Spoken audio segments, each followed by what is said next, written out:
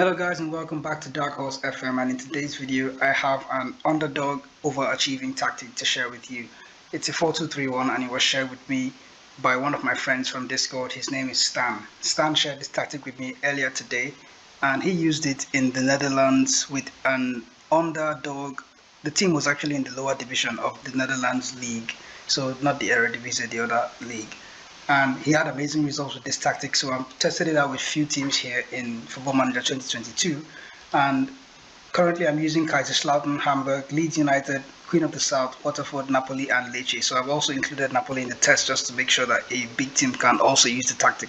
But the tactic is well suited for lower league teams, so if you want to score high amount of goals, and if you want to move up the league quickly enough, you can use this tactic for yourself. And also, if you want to match the big teams currently in your league and then you're using a smaller team, this tactic will work well for you. It's a 4-2-3-1, and currently I am at Waterford now. And the reason why, there's something tricky I need to mention about Waterford. Waterford's league has already started. They are in the Irish league, I think. So the league has already started, and Waterford are currently 6th on the table with -5 goal difference.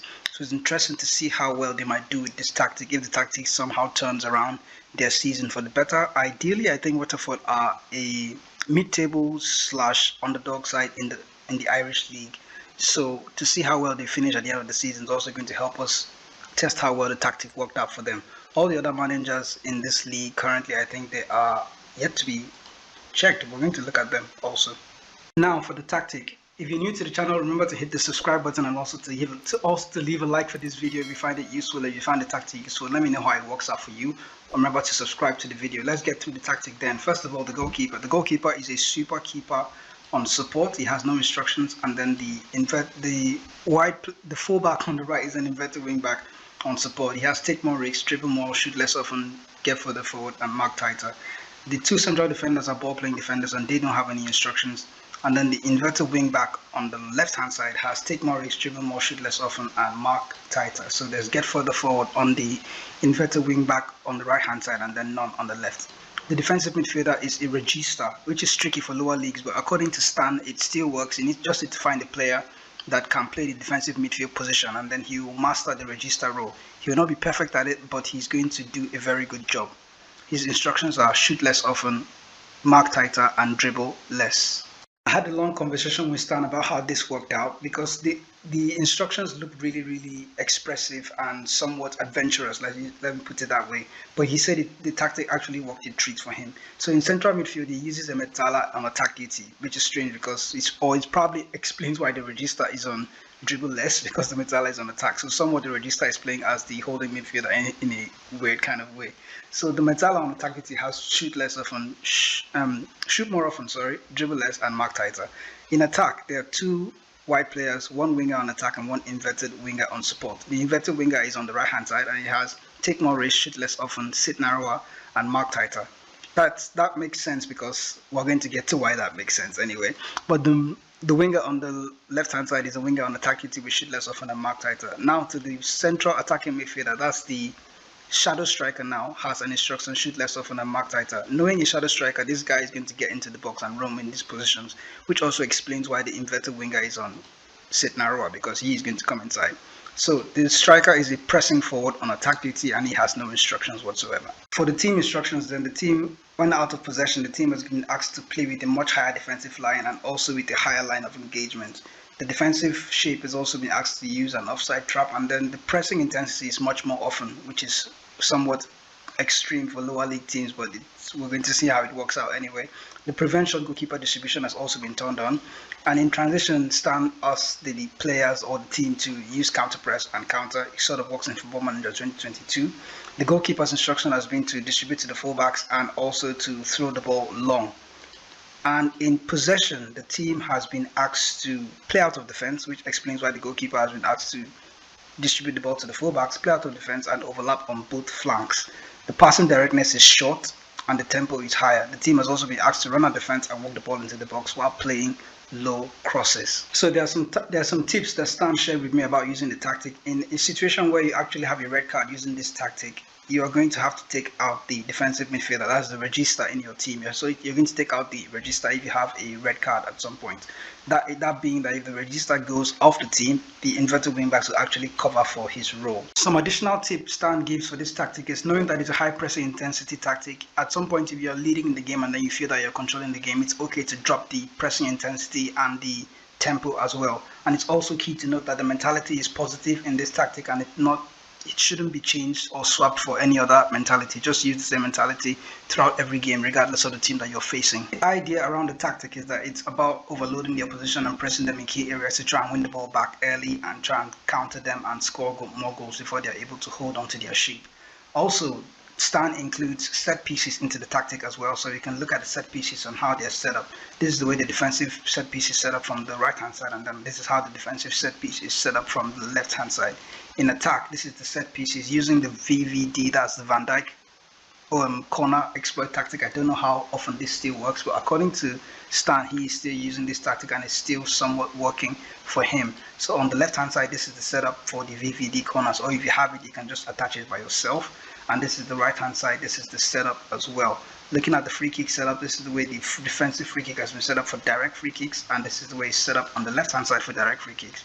This is the way it's set up for direct free kick, small chance of a shot, left and right, and this is the way it's set up for indirect free kicks out wide on the right hand side, and on the left hand side indirect free kick out wide. This is how it's set up. On deeper free kicks, this is the left hand side deep free kicks defensively, and this is the right hand side deep free kicks defensively. In attack, this is the deep free kicks defensively on the right hand side, and this is the deep free kick on the left hand side in attack. So going into indirect free kick out wide, another far post corner. I've noticed this far post tends to work in Football Manager. So on the left hand side, there's a far post cross, and then on the right hand side, there's also another far post cross for indirect wide. Small chance of a shot. This is how it's set up. The defenders are back, and then on the left hand side, same thing. On the direct free kicks, this is how it's set up on the left hand side, and this is how it's set up on the right hand side. For corners, we're going to just go, if there are any corner routine, this is defensive corners on the left hand side, or on the right, sorry. And on the left, this is the throwing defensive setup on the left. For the attacking throw-ins, there's this quick throw here to a midfielder that's going to collect the ball. The midfielder on the left is going to come short, and then on the right hand side, the defender on the left hand side is also going to come short and try and pick up the ball. So as usual, you know the drill. We will come back in mid-season as of January or so, and then we'll look at how the tactic is doing for every other team, and then we'll also come back at the end of the season and see how well the tactic turns out for each and every other team that is in the test. Just to recap, these are the teams that we're using for the test: Kaiserslautern, Hamburg, Leeds United, Queen of the South, Waterford, Napoli, and Lecce. So Napoli and Lecce are both in the Italian league.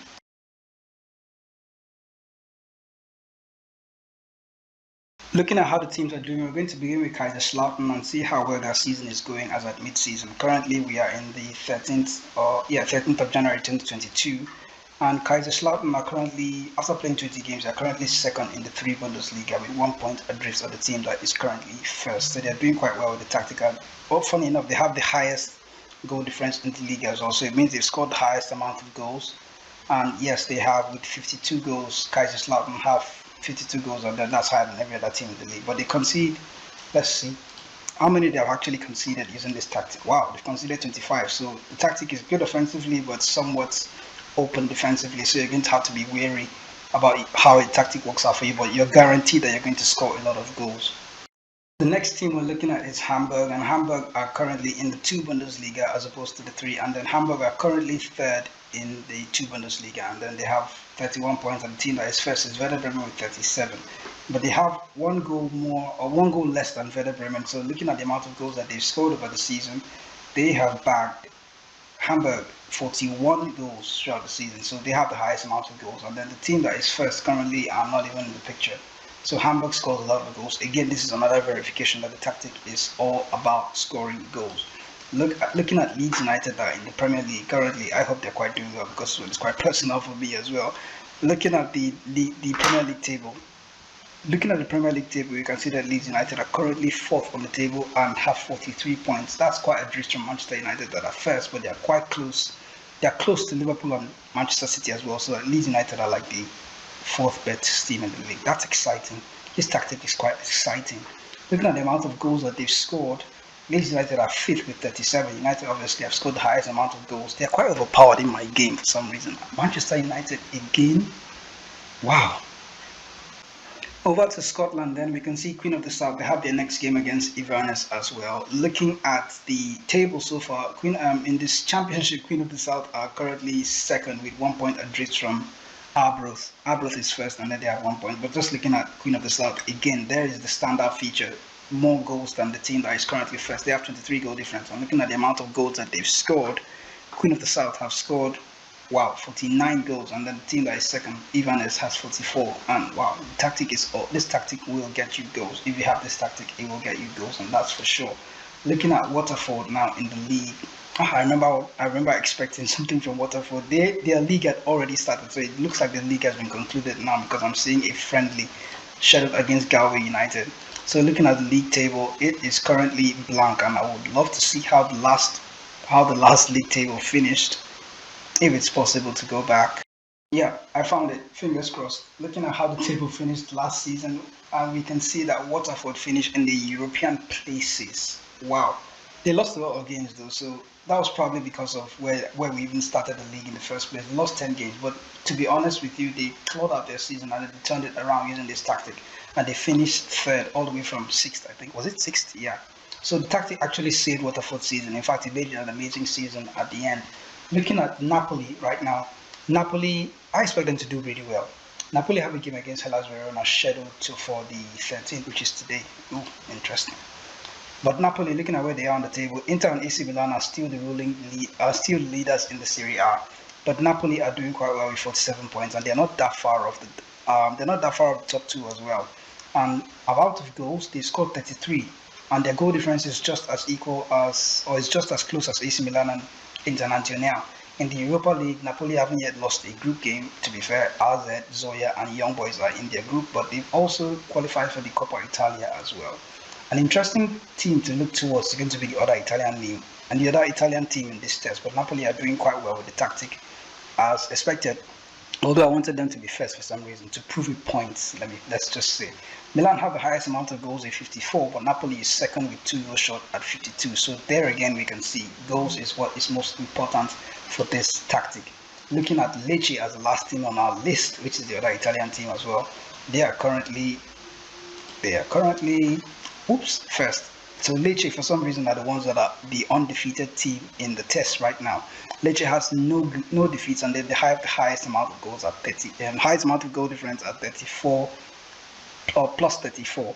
So looking at the amount of goals that Lecce has scored 52 goals so far, and then the team that is second has 39. So that's a high amount of goals expected from this tactic. Again, proving how useful this tactic is going to be in getting you goals. So we're going to be back at the end of the season, and then we'll see how well each and every other team finished with this tactic as well. So guys, we're back on the 31st of May 2022, and currently I'll assume that's the end of the season. So let's look at where the teams finished. Beginning with Leeds United, we can see that Leeds United, they stayed in 4th, and then they qualified for the UEFA Champions League. They had 68 points, which is far from Manchester United that had 102. I have a thing against Manchester United in football, but then just 2022. How did they rack up 102 points? Regardless, Leeds United in their second season in the Premier League finished in the Champions League places. So this tactic helped them get a lot of goals, helped them win a lot of games. They won 20 matches. And then the most goals scored, United had 103 goals, and the Leeds United had 74. So the tactic did score a lot. I'm assuming it also conceded a lot of goals as well, because for them to have 25 goal difference, it means they must have conceded about 50 something goals. That's a lot. But Manchester United did well, having 102 points and scoring 103 goals. Headed to Kaiserslautern, then we can see where they finished on the table. They ended up winning the league at the end. They had 96 points, and then they lost just 2 games. So I know they were second at some point, and then they blew away everybody else in the league. They stuck by staying only with 2 defeats as well. Looking at the amount of goals that they scored in the 2 Bundesliga, the 3 Bundesliga, sorry, they had 99 goals, 1 short of 100. So as far as goals go, this tactic will get you goals. And then they got Kaiserslautern promoted, by the way. So that's how good the tactic worked out for them. Looking at Hamburg as well, the other German team in our test. Hamburg finished first Hamburg was third at that point when, as at mid-season when we checked, but then currently all the way to the end of the season they ended up winning the two Bundesliga, and then they are promoted to the Bundesliga as well. 74 points altogether, and then they ended up having how many goals? 86. So when it, like I said, when it comes to goals, you will get goals with this tactic. Going to Scotland, then Queen of the South. Let's see how well they did in their own league. Queen of the South went on to win the league as well. So it looks like three teams currently, okay, except Leeds United as well. Queen of the South went on to win the league as well. They had 80 points and then goal difference of 45. That must mean they conceded an awful lot. They conceded not that many goals, but then they scored many goals as well. Okay, about half, so 85, maybe that's 40. They conceded 40 goals, but then they bagged 85 goals in. So we didn't cover Waterford because in their first season we actually completed the season as at mid-year in our save as at January the 1st. So looking at Napoli right now, Napoli currently finished fourth. So the tactic, as well as it did for other teams and even for Napoli, to help them get some goals because they had amount of goals close to the amount of goals that the champions and the second team were scoring. But Napoli probably did not get as many points. So they had 80 points, and then the team that won the league had 89. That's AC Milan. So it did well, but not good enough to actually get them over the line. They scored 85 goals and AC Milan scored 87, but probably because they conceded a few more and then they probably lost a few more games. That's why. So they lost 8 matches in the process, but fairly well because it looks like. And I also feel like if you run this test with Napoli again, they'll probably win the league. So it's just like this was just an off season, even though they were using a very good tactic. It did help them to a point, by the way. Going to the other Italian league in the league, which is the last team, by the way. And also, in case I did not mention, remember to subscribe to the channel and also to leave a like on this video if you actually found it useful, and if you're going to use this tactic, let me know the team that you tested with and how your results turn out to be. So looking at Lecce also, Lecce went on to win the league as well. They lost only 3 games in the process, and then they had 87 points. So we have another champion in our bank. We have another champion from our test, sorry. And then looking at the amount of goals that Lecce scored in the process, they bagged 89 goals, almost 100 as well. Feel like that's like 11, right? I hope my math is good. Looking at Lecce, Lecce scored about 89 goals, and then they did so well in their league, and they ended up getting promoted. And to be fair, Lecce was not predicted to finish first in this league. I think they were predicted to finish 6th. And then they ended up winning the league as well, straightforward. So as far as the tactic goes, it will work for you to help you win the league, score you a lot of goals, but also you will concede a fair few. So I don't know how you're going to tweak the tactic. I've shown you all the tricks that are possible for the tactic, but none of them are really going to like lock up your defense and say no more goals. You will have to score goals, and in order to score a lot of goals, you might have to be adventurous, and that means leaving your team exposed at the back. But they score a lot of goals to compensate for that as well. So guys, that's a summary of Stan's tactic. Thanks for watching and thanks for sticking around all the way to the end of this video. You've seen how the tactic works out. You've seen the positive results on the amount of goals and teams that actually went on to win their respective leagues. And also Stan, if you're watching this video, Stan, thanks for creating this amazing tactic for underdogs to actually go on to achieve great things in the game. So this tactic is actually very, very useful for players of Football Manager that are going to use underdog teams or teams in the lower leagues. This tactic will work for you. I'm going to have to test this tactic with a team in the English lower leagues. You will notice that there weren't any English lower league teams, like teams from the Vanarama and the Sky Bet League 1 and the Sky Bet League 2. That's because when I was loading my database, I forgot to load the Sky Bet League 1 and League 2. But regardless, I'm going to test them out with the tactic, but that will be that's going to be more of a manual test than an automatic simulation throughout the season like we did in this one. So it's going to be more hands-on. I'm going to see how the tactic really spreads out teams and gets those high amounts of goals. So thanks for this tactic again, Stan, and I'll catch you guys in the next video.